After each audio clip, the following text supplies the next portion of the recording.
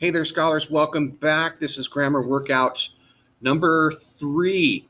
So when we last left off, you guys had an assessment on this paragraph here. You guys can pause here and check it out and review real quick if you'd like. So first up, I've got a little challenge for you guys. I've got 2 sentences for you, and I want you to combine them using a relative pronoun. Now, what's a relative pronoun? I am so glad you asked.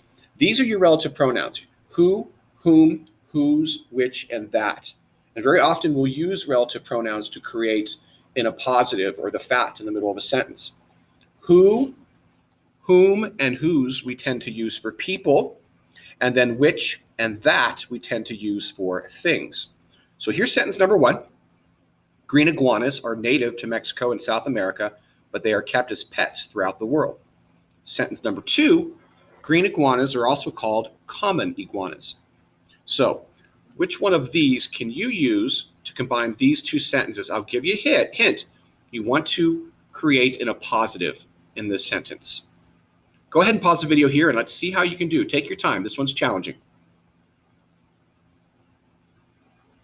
Okay, scholars, did you come up with something like this?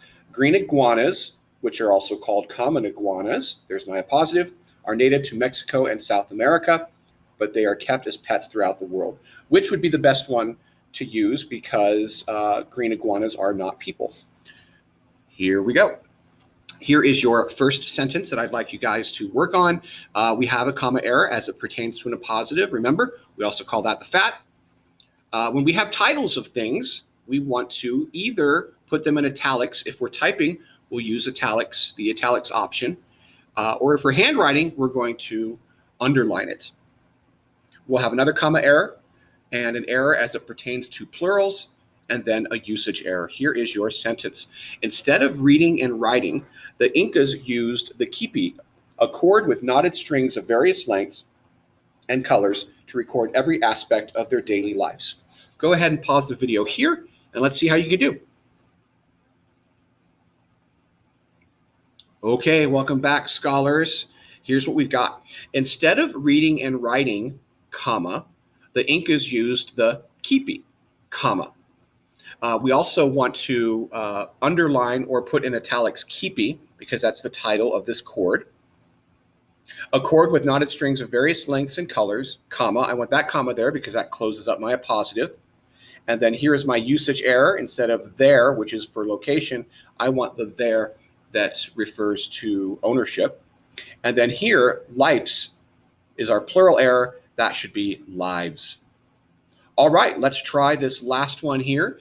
In this sentence, you're going to have an unnecessary comma, a couple spelling errors, and a numbers error.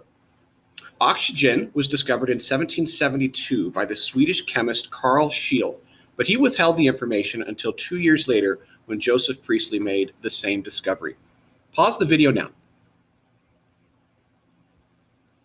All right, scholars, welcome back.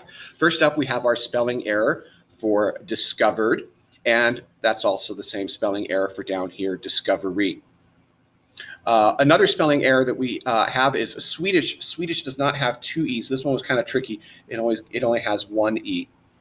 Now this here is debatable. I would say if you kept the comma in, you could still be okay because one could argue that Carl Scheele is being used as an appositive in here, but you could also argue that the comma could be removed. So I would accept either one on that one. When it comes to the number 2, remember any number 10 and below, you're supposed to write out. So it should be TWO. And once again, discovery was a spelling error. All right, scholars, there you go. That is what I have for you for your grammar workout today. Thanks for joining me, and I look forward to seeing you guys all